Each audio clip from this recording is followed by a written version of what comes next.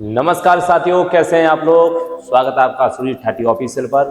आज की क्लास हमारी स्टैटिक है, इससे पहले पार्ट में करा चुका हूं। और आज की क्लास का मुख्य उद्देश्य है जो भी हमारे नारे लगे हैं अभी तक, जो क्रांति के जो कार्यखंड में जो नारे लगाए गए, उन नारों के पीछे का इतिहास क्या है, उन नारों को किस तरह फेमस किए गए और उन नारों के पीछे कहानी का मतलब क्या है।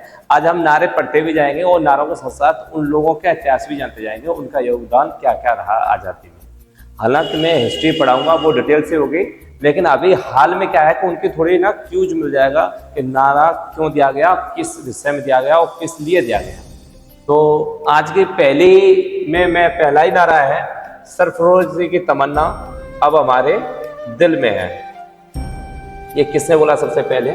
सरफरोशी की तमन्ना अब हमारे दिल में है। उसके राइटर या प्रचारकर्ता या उसको एक बड़ा नाम देने वाले थे राम प्रसाद बिस्मिल। भारत की स्वतंत्रता की लड़ाई में काकोरी कांड एक अहम घटना साबित हुई थी।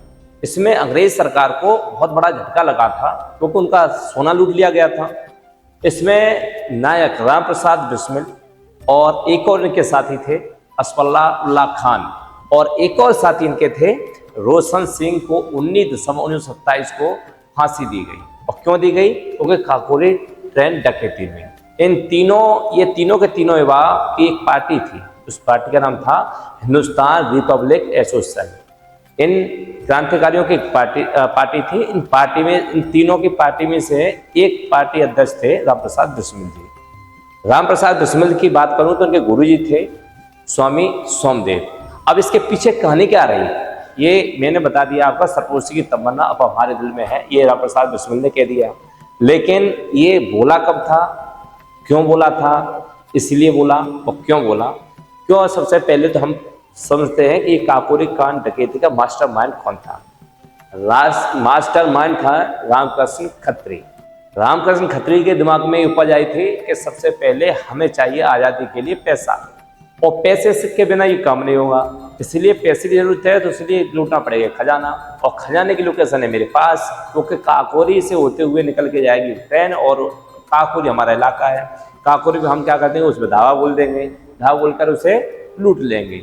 तो ये भी आ गए सब के सब उन बातों में, तो उन्होंने वही किया और उसी प्लान के मुताबिक उन्होंने वो कर दिया। लेकिन क्या हुआ, होने वाले बलवान, लेकिन क्या है, चलते चलते वो तीनों के तीनों पकड़े गए, उसमें फांसी लगा दी गई। अब इनकी बात करूँ राम प्रसाद बिस्मिल की, तो ये शाहजहाँपुर के थे। इनके पिताजी का नाम था मुरलीधर और माताजी का नाम था मूलवती। मूलवती की दूसरी संतान थे।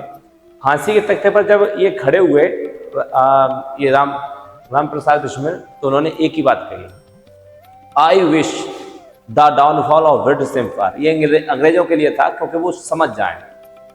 इनका मतलब था, मैं ब्रिटिश साम्राज्य का पतन चाहता हूँ। इसके पश्चात यह शेर कहा।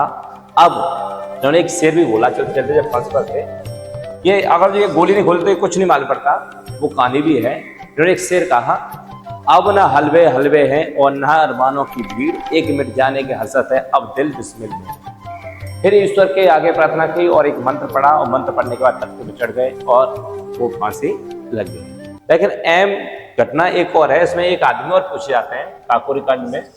मैं तो सिर्फ ये उदाहरण दिया था, मैंने सारा किसका लिया आज, सरफरोशी की तमन्ना वो हमारे दिल में है। लेकिन इसका पूरी जो आपकी वो कहानी है वो मैं बता दी। I wish the downfall of British empire, इनका एक नारा था।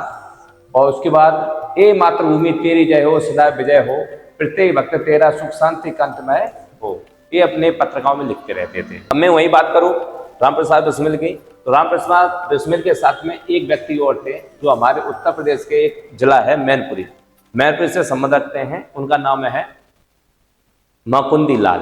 जो पूछा गया अभी हाल ही में क्वेश्चन में, तो 1918 में मुकुंदी लाल को पूछा गया कौन से जिले से संबंध रखते हैं, वो मैनपुरी से रखते हैं। उनका योगदान भी रहा है मैनपुरी में। 1918 में एक षड्यंत्र कर डाला था, मैनपुरी षड्यंत्र। तो काकोरी कांड के मुख्य नायक और भी थे, मेरे साथ बोल रहा हूँ, औरैया के रहने वाले थे, मैनपुरी कांड से संबंध रखते हैं, वो इसमें भी थे। ठीक है, तो उनका नाम था मुकुंदी लाल। ठीक है, तो ये इंपॉर्टेंट था, इसलिए मुझे लगा कि ये भी बता देना चाहिए थे। एक और नारा आता है, सारे जहां से अच्छा हिंदुस्तान हमारा। ये नारा किसने सबसे पहले दिया और इनकी आगे क्या सोच रही, मैं बताता हूँ मोहम्मद इकबाल के बारे में। जिन्होंने एक नारा और दिया था, इंकलाब जिंदाबाद। उन्होंने 2 नारे दिए। इनके बारे में एक कहानी है। खुशवंत सिंह ने अपनी एक किताब में लिखा है अल्लामा इकबाल के बारे में। इनका पूरा नाम अल्लामा इकलाम था और यही थे पाकिस्तान की मांग करने वाले पहले व्यक्ति जो उन्होंने अपने स्टोरी में, कहानी में और अपनी किताबों में और अपने पत्रिकाओं में सबसे पहले आग लगाई कि पाकिस्तान अलग होना चाहिए, एक इस्लाम कंट्री एक अलग से होनी चाहिए। जिन्ना को तो नाम वैसे ही कहते हैं ना रख दिया गया है, मेन लीड ला दिया गया, लेकिन शुरुआत उन्होंने की। खुशवंत सिंह लिखते हैं अपनी किताब में अल्लामा इकलाम के बारे में, ये कहते हैं कि कश्मीरी हिंदू थे और इनके परदादा भी कश्मीरी पंडित थे। उनका नाम था बीरबल सप्रू। बीरबल सप्रू के तीसरे बेटे कन्हैया लाल, इनके बेटे थे अल्लामा इकबाल। अल्लामा इकबाल का इनकी उपाधि कब मिली, क्यों मिली, ये भी एक कहानी है।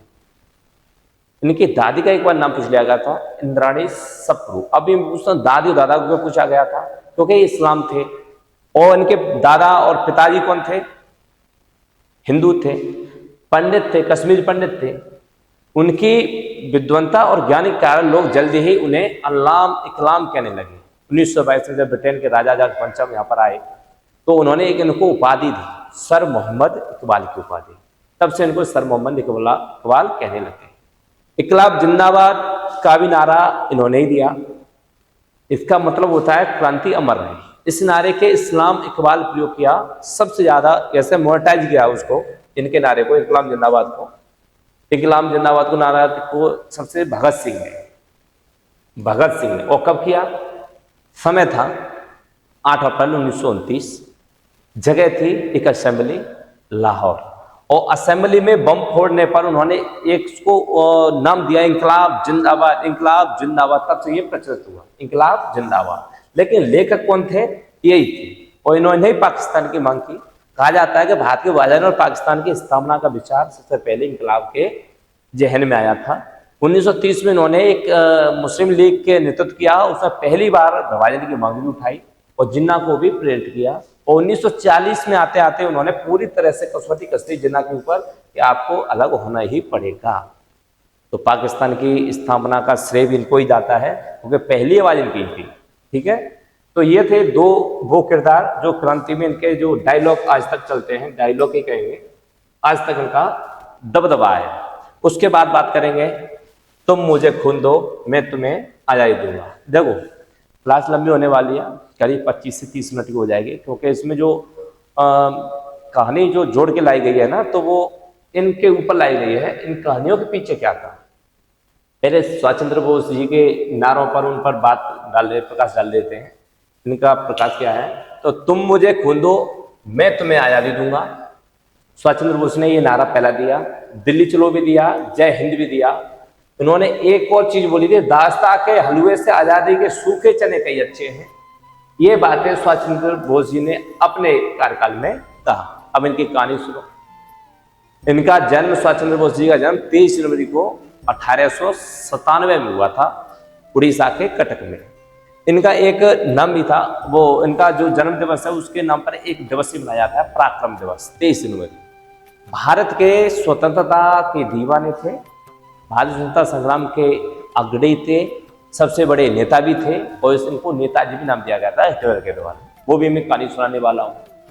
द्वितीय विश्व युद्ध का समय था, 1939 से लेकर 1945 तक का समय चला द्वितीय विश्व युद्ध का। उसमें ये खेल खेल गए। बताए जाते हैं कि ये वामपंथी नेता थे, गांधी जी के लेफ्ट हैंड थे। एक गांधी जी ऐसा लिखते हैं अपनी पुस्तक में, और ये भी अपनी पुस्तक में लिखते हैं, कहा जाता है कि गांधी जी की मंशा से ही विदेश गए। उनमें कुछ गुण देखे, गांधी जी ने कहा कि आप कर सकते हैं, क्योंकि गांधी जी एक उम्र पर थे, उन्होंने बहुत संघर्ष किए और उनके पास सब तरह की विद्याएं थी, तो उनको खुली छूट थी कि श्वास आप कर सकते हो और आपको ये करना है, वो प्लान था। उसके मुताबिक उन्होंने कहते हैं जब जर्मनी गए, वहाँ से जापान की मदद से आज़ाद हिंद फौज का गठन किया और जय हिंद का नारा दिया और राष्ट्रीय नारा बन गया, वो ही जय हिंद। अब कहानी शुरू होती है यहाँ से। जब नेताजी हिटलर के पास गए तो हिटलर क्या है कि भारत तो तब से क्या है कि भारत की जो सेना थी वो अंग्रेजों की तरफ से जर्मनी के खिलाफ लड़ रही थी। तो जर्मनी ने उसको किडनैप कर लिया, मतलब क्या है कि वो उसको बंदी बना लिया सेना को। करीब ऐसे ही 28 से 30,000 सैनिक थे। तो वहाँ पर जब हिटलर के पास ये पहुंचे तो हिटलर ने, अब वो कहानी तो आपने सुनी होगी, पहले आया, दूसरा, तीसरा, चौथा, उसके डमी थे। डमी के बाद में जब हिटलर से जब मुलाकात होती है तो हिटलर से एक ही सवाल करते हैं, मुझे आपकी मदद चाहिए। और मदद ऐसे उधारी में नहीं, आपका भी उसमें फायदा है। आपका युद्ध चल रहा है अंग्रेजों से और हमारा भी युद्ध चल रहा है गृह युद्ध उनसे, उनको निकालने के लिए अंग्रेजों से। हम भी जानते हैं अगर क्या कहते हैं आपको यूरोप नहीं मिल रहा तो भारत पर हमला करेंगे आप। इसीलिए मैं चाहता हूं कि जो मेरे जो सैनिक आपके पास में, मैं उनको आपके साथ लड़ा सकता हूं और अंग्रेजों के खिलाफ लड़ा सकता हूं, जबकि अंग्रेजों की सेना से आए।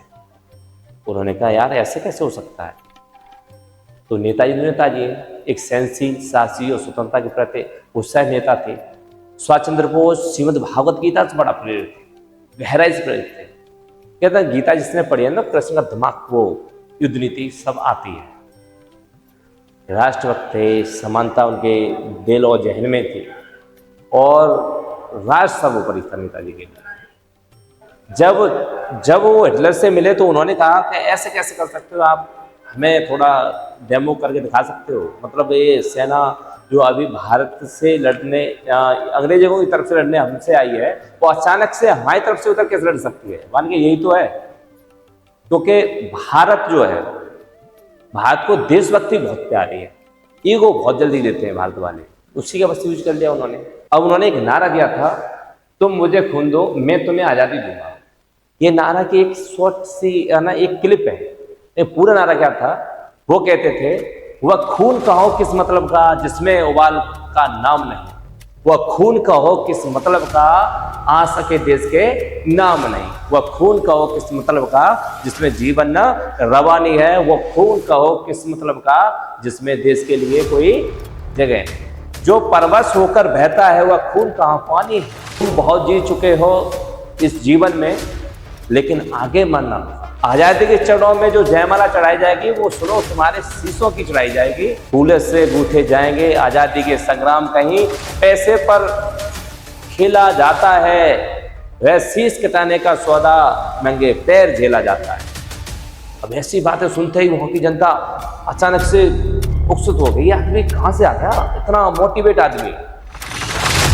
फिर आगे भी बुलान कुछ बोलते हैं, वह आगे आए जिसके तन में वह भारतीय खून बहता हो, वह आगे आए जो अपने को हिंदुस्तानी कहता हो, वह आगे आए जो इस पर खूनी अत्याचार करता हो, मैं कफन बढ़ाता हूं आए जो इसको हंसकर लेता हो। भाई आदमी युगों पे ले गया, सबके सब एकदम अचानक से बाहर आते हैं और सारी जनता हुंकार उठी, हम आते हैं माता के चरणों में, यही लो हम अपना रक्त चढ़ाते हैं। 60 से बड़े युवक उस दिन देखा बढ़ते ही आते और चाकू छुरी कटारियों से लहराते हुए ऊपर कर रहे। जब हिटलर ने ऊपर से देखा ये चल क्या रहा है, अपने रक्त गिराते हैं और कसम खाते हैं। तब बोस कहते हैं तुम मुझे खून दो, आजादी मैं तुम्हें दूंगा, गारंटी लेता हूं। तो वो कहता वाह माय गॉड, ग्रेट लीडर। तो नेताजी की उपाधि हिटलर ने दी थी। इस तरह से आजादी तो मिली थी, एक लाइन नहीं थी। उन्होंने ये तो सिर्फ एक लाइन थी, तुम मुझे खून दो मैं तुम्हें आजादी दूंगा। वो पूरा एक कहानी कही, उनका खुद का अपना राष्ट्रीय गान भी था उस समय। इस तरह से जाके आजादी मिली। आजाद हिंद फौज का गठन उन्होंने हिटलर और मुसोलिनी के मिलने से, उनके मत मांगने पर जापान की मदद से, और बर्लिन में उन्होंने फ्री इंडिया मूवमेंट भी की स्थापना की थी। हाथ में विशेष ब्यूरो और कई चीज़ों से जुड़े रहे और आज़ाद हिंद रेडियो का भी प्रसार किया। ये इनकी बहुत सी बातें हैं, वो इतिहास पढ़कर ही मालूम पड़ेगा। मैं सिर्फ नारों की बात कर रहा था। इस तरह से नेताजी ने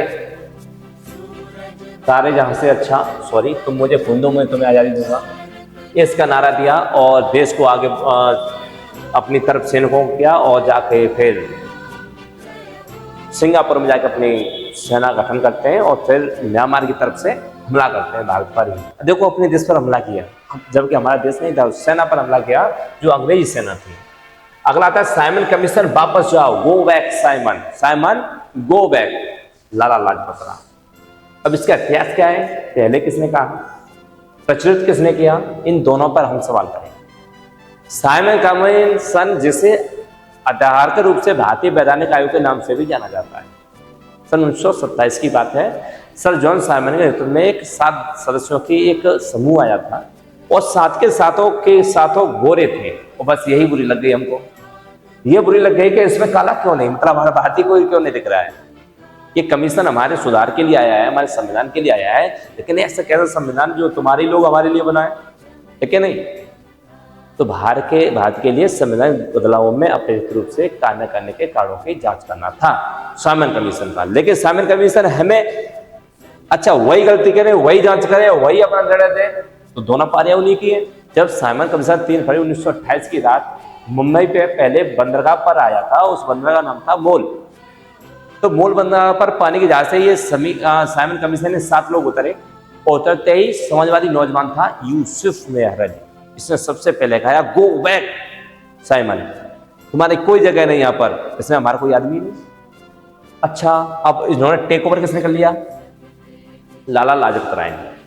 साइमन कमीशन के विरोध में प्रदर्शन करने के लिए जुलूस का नेतृत्व किया। 30 अक्टूबर 1928 को उन्होंने बहुत जबरदस्त लाहौर में इनका प्रदर्शन किया, साइमन गो बैक। इनके साथ भगत सिंह भी थे, और इन पर पड़ना शुरू हो गई फिर लाठी, और लाठी इस कदर पड़ी कि इनके सर पर चोट आई गहरी, और गहरी चोट आने के कारण ये हो गए अस्पताल में एडमिट, और 18 दिन बाद 17 नवंबर 1928 को उनकी मृत्यु हो गई। और उन्होंने जाते जाते कहा, मेरे शरीर पर पड़ी एक एक लाठी ब्रिटिश सरकार के ताबूतों में एक कील के काम करेगी, जो भी ताबूत होगा उसमें अंतिम कील मेरी ही लाठी की कीमत चुकाएगी। और वही हुआ, लाला जी के बलिदान के 20 साल के भीतर ब्रिटिश सरकार का सूर्य अस्त हो गया। ये थे लाला जी लाजपत राय। लाला लाजपत राय ने स्वतंत्रता आंदोलन के विभिन्न पहलुओं में महत्वपूर्ण भूमिका निभाई है। उन्होंने असहयोग आंदोलन में भी, समन्वय अवज्ञा आंदोलन में भी, और कई सामाजिक न्याय की वकालत की है, और कई आंदोलनों में उन्होंने हिस्सा लिया। लड़ाई ने, क्रांतिकारी की लड़ाई, मतलब क्रांतियों की लड़ाई ने, इस आज़ादी लड़ाई ने उनको एक महत्वपूर्ण व्यक्ति बना दिया। लाला लाजपत राय को पंजाब का शेर भी कहा जाता है, इनको पंजाब का शेर भी कहा जाता है, और वे एक स्वतंत्रता सेनानी थे जिन्होंने स्वतंत्रता आंदोलन में एक महत्वपूर्ण भूमिका निभाने के साथ साथ लाल बाल पाल त्रिमूर्ति के एक सदस्य भी थे। लाला लाजपत राय, बाल गंगाधर तिलक और बिपिन चंद्र पाल, उनमें से एक भी थे लाल। गर्म दल के तो नेता थे ही, और गर्म जोश के साथ उन्होंने बहिष्कार भी कराया साइमन कमीशन का। यह था इसकी कहानी। वंदे मातरम नामक उर्दू और पीपुल नामक अंग्रेजी दैनिक समाचार पत्र का भी इन्होंने प्रकाशित की। उस टाइम पे क्या है कि सोशल मीडिया थी नहीं, तो इन लोगों का क्या रहता था कि कोई ना कोई अपनी पत्रिका चलाते थे। उन पत्रिकाओं के हिसाब से ही क्या है, इनके जो कुछ व्यक्तित्व था या कुछ कहना जाना था, वो चीजें कि अपना प्रदर्शित करते थे। अगला नारा है, देश की पूजा ही राम की पूजा है। इन भाई साहब को आप जानते हो गए, मदन लाल धिंगरा, इनकी बड़ी अच्छी कहानी है। मदन लाल धिंगरा, इनका एक व्यक्तित्व है मदन लाल धिंगरा का। मदन लाल धिंगरा पहले से ऐसे नहीं थे, बाद में कैसे हुए, इन्होंने किसको गोली मारी वो सुनिए। 1 जुलाई सन 1909 की शाम थी। इंडियन नेशनल एसोसिएशन की एक वार्षिक उत्सव चल रहा था, उसमें भाग लेने के लिए भारी संख्या में भारतीय और अंग्रेज इकट्ठे हुए थे, और माहौल बड़ा अच्छा था। और उसमें भारतीय के सचिव राजनीतिक सलाहकार सर विलियम हटकर्जन वायली अपनी पत्नी के साथ हॉल में घुसे, क्योंकि वो सचिव थे, राजनीतिक सलाहकार थे, और इस देश दुनिया की आर्थिक मंदी का या आर्थिक जो भी व्यवस्था कर रही थी उसकी एक सलाहकार थे। तो जैसे हटकर्जन वाली अपनी पत्नी के साथ हॉल में घुसते हैं, धिंगरा अपनी पिस्तौल निकालते हैं, उनके चेहरे पर ऐसे पकड़ के और 5 गोलियां धड़ाधड़ उनके चेहरे पर लगा देता है। 4 तो निशाने पर लग जाती है, 1 निकल जाती है, तो 4 लगने के बाद उनका सर रहा ही नहीं, एक उसमें से और निकाल देते हैं, क्योंकि गोलियां ही 5 थी, और जो उसमें होती 10-11 वो भी करते 11 का इंतजाम। उन्होंने दावा किया कि उन्होंने करजन वायली की हत्या देशभक्ति के नाते और भारत में ब्रिटिश सरकार द्वारा भारतीयों की अवमाननीय हत्याओं का बदला लेने के लिए की है। उन्हें दोषी पाया गया और उनकी मौत की सजा सुनाई गई। 17 अगस्त 1909 को पेंटनविले जेल में फांसी दे दी गई। ढींगरा इतना खूंखार कैसे बना कि आदमी को हाथ में स्थित करके 5 की 5 गोलियां उसमें मार रहा है, ऐसा कैसे हुआ? तो ढींगरा के मन में पर देश की कोई पहले से ऐसा भाव नहीं था, लेकिन जब उसने गरीबों को देखा, यहाँ गरीबों को देखा और गरीबों पर यह प्रभाव देखा, यहाँ पर लोग गरीबी और सूखे के व्यापक हाथ से मर रहे हैं और ये अंग्रेज अभी भी अपनी वो पी रहे हैं, क्या कहते हैं, सिगार पी रहे हैं, बड़ा अच्छे सूट-बूट घूम रहे हैं, लेकिन इनको चूज कर वो इनको ही गुनहगार बता रहे हैं। ऐसा देखकर उन्होंने पाया कि इस समस्या का एक ही समाधान है और वह है स्वराज और स्वदेशी आंदोलन। स्वराज और स्वदेशी आंदोलन से कुछ हो नहीं रहा था, तब उनको पिस्टल निकालनी ही पड़ी। ये थे ढींगरा। अगला है देश बचाओ देश बनाओ, टीवी नस्मा रहाओ वाई। मुख्यमंत्री रह चुके हैं। इनका नाम था P for Pavlapati, B for Venkat और नरसिम्हा राव। भारत के 9वें प्रधानमंत्री के रूप में इन्होंने कार्यकाल संभाला। लाइसेंस राज की समाप्ति और भारतीय अंतर्नीति के यानी अर्थनीति के खुलेपन के प्रतिनिधित्व का काल भी इनके काल में हुआ। इनके काल में ही इनके लेफ्ट हैंड यानी कि फाइनेंस मिनिस्टर मनमोहन सिंह आए और इकोनॉमी को कहता ना ओपन कर दिया। क्या तो कांग्रेस इतनी डर गई थी कांग्रेस समय कि किसको प्रधानमंत्री बनाए, जो बैठता है वो ही बेड़ा गर्क हो जाता है। तो इनको उठाया कि जो कोई भी बात होती है तो ढींगरा इन पर फोड़ देंगे, इस प्रकार ये बनाए गए, लेकिन ये तैर गए। इनके कार्यकाल में बहुत अच्छे काम हुए और एक इकोनॉमी का हब बनकर भारत निकला। अब बात करते हैं who lives if India dies. इनके कुछ, इनको सब जानते होंगे, शौकीन थे। Who lives if India dies, Jawaharlal Nehru. पिता के पत्र यानी पुत्री के नाम की किताब है। विश्व इतिहास की झलक, लिंक्स ऑफ आवर हिस्ट्री, 2 खंडों में बताई गई। मेरी कहानी एन ऑटोबायोग्राफी, इनकी पुस्तक है। भारतीय खोज या द डिस्कवरी ऑफ इंडिया, ये भी इनकी पुस्तक है। राजनीति से दूर, इतिहास के महापुरुष और राष्ट्रपिता, इनकी किताब है। जवाहरलाल नेहरू भारतीय स्वतंत्रता संग्राम के एक महान नेता भी रहे हैं और भारत के प्रथम प्रधानमंत्री भी रह चुके हैं। जन्म इनका 14 नवंबर 1889 को इलाहाबाद उत्तर प्रदेश में हुआ था। नेहरू ने अपने जीवन भर समाज सेवा में समर्पित कर दिया अपना जीवन और ये अच्छी जगह पर ऑक्सफोर्ड, कैम्ब्रिज जैसी यूनिवर्सिटियों में पढ़े और इन्होंने महात्मा गांधी के संगठन में भी एक प्रमुख योगदान दिया और स्वदेशी आंदोलन में भी अपनी अग्रणी भूमिका निभाई। जहाँ जहाँ इनको जरूरत पड़ी वहाँ पर अपने कितना अच्छे व्यक्ति के साथ खड़े रहे। सन 1947 में भारत को आज़ादी मिलने पर जब भावी प्रधानमंत्री के लिए किसी को चुना गया तो सबसे ज़्यादा मतदान सरदार वल्लभ भाई पटेल को मिले, लेकिन उसके बाद सर्वाधिक मत मिले आचार्य कृपलानी को।